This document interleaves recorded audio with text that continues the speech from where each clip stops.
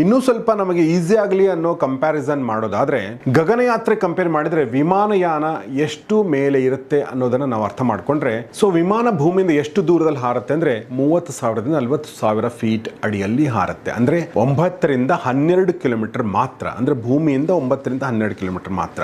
So Rakesh Sharma ಅವರು ಹೋಗಿದ್ದು 100 kilometre ದಾಟಿ, ಇನ್ನು ಶುಭಾಂಶ ಶುಕ್ಲಾ ಹೋಗಿದ್ದು 408 ಕಿಲೋಮೀಟರ್ ದಾಟಿ ಸ್ಪೇಸ್ ಸ್ಟೇಷನ್ಗೆ. ಈಗ ಚಂದ್ರನ ದೂರವನ್ನು ಒಂದ್ಸಲ ಗಮನಿಸೋಣ.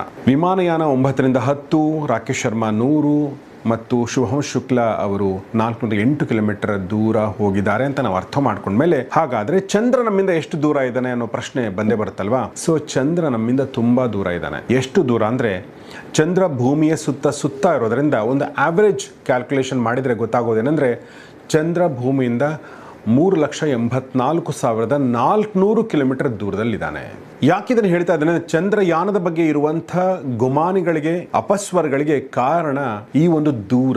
ಇದೊಂದು ಅಗಾಧ ದೂರ. ಇದ್ರ ಜೊತೆಗೆ ಇನ್ನೂ ಹಲವು ಕಾರಣಗಳಿವೆ. ಆ ಕಾರಣಗಳಲ್ಲಿ ಒಂದು, ಚಂದ್ರನ ಮೇಲೆ ಇಳಿದ ಫುಟೇಜ್ಗಳು, ವಿಡಿಯೋ ಫುಟೇಜ್ಗಳು, ಅಮೆರಿಕದ ಧ್ವಜವನ್ನು ಇನ್ಸ್ಟಾಲ್ ಮಾಡಿದ್ದು, ಹೀಗೆ ಹಲವು ಫೋಟೋಗಳು, ವಿಡಿಯೋಗಳು ಪ್ರಪಂಚದ ಎಲ್ಲ ಮಾಧ್ಯಮಗಳಲ್ಲೂ ಹರಿದಾಡ್ತವೆ.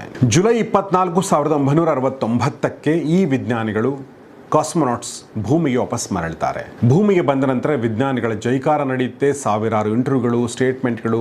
ಒಂದು ರೀತಿಯಿಂದ ಈ 3 ಹೀರೋಗಳಾಗ್ತಾರೆ. ಈ ಪ್ರಚಾರ, ಹೊಗಳಿಕೆ ಹೀಗೆ ಮುಂದುವರೆದಿದ್ರೆ ನಾವು ಹೊಗಳ್ತಾ ಇರ್ತಿದ್ವಿ. ಆದರೆ ಈ ಮಿಷನ್ ಆದ ಕೇವಲ 1 ವರ್ಷದಲ್ಲಿ, ಅಂದ್ರೆ 1970ನೇ ಇಸ್ವಿಯಲ್ಲಿ ಮೊಟ್ಟ ಮೊದಲ ಬಾರಿಗೆ ಒಂದು ಕಾನ್ಸ್ಪಿರಸಿ ಥೇರಿ ಹೊರಗೆ ಬರುತ್ತೆ. ಆ ಥೇರಿ ಪ್ರಕಾರ ನಾಸಾ ಅಥವಾ ಅಮೆರಿಕ ಚಂದ್ರನ ಮೇಲೆ ಕಾಲಿಟ್ಟಿದೆ ಅನ್ನೋದೇ ಶುದ್ಧ ಸುಳ್ಳು. ಒಂದು ಫಿಲ್ಮ್ ಸ್ಟುಡಿಯೋದಲ್ಲಿ ಸೆಟ್ ಹಾಕಿ ಶೂಟ್ ಮಾಡಲಾಯಿತು ಅನ್ನೋ ಗಂಭೀರ ಆರೋಪವನ್ನು ಮಾಡಲಾಯಿತು. ಈ ಆರೋಪಗಳಲ್ಲಿ ಅತ್ಯಂತ ತೀಕ್ಷ್ಣವಾದ ಆರೋಪ ಬಂದದ್ದು 1976ರಲ್ಲಿ. ಅದನ್ನು ಮಾಡಿದ್ದು ಬಿಲ್ ಕೇಸಿಂಗ್ ಎಂಬಾತ. ಈತ ಒಂದು ಪುಸ್ತಕವನ್ನು ಪಬ್ಲಿಷ್ ಮಾಡ್ತಾನೆ. ಅದರ ಹೆಸರು we never went to the moon, America's $30 billion swindle ಅಂತ. ಅಂದರೆ ನಾವೆಂದೂ ಚಂದ್ರನ ಮೇಲೆ ಕಾಲಿಟ್ಟಿಲ್ಲ. ಅಮೆರಿಕದ $30 ಬಿಲಿಯನ್ ಮೋಸ ಅನ್ನೋದು ಈ ಪುಸ್ತಕದ ಹೆಸರು. ಅಂದರೆ ಚಂದ್ರನ ಲ್ಯಾಂಡಿಂಗ್ ಅನ್ನೋದೇ ಒಂದು ವಂಚನೆ ಅನ್ನೋದನ್ನ ಈತ ಆರೋಪ ಮಾಡ್ತಾನೆ.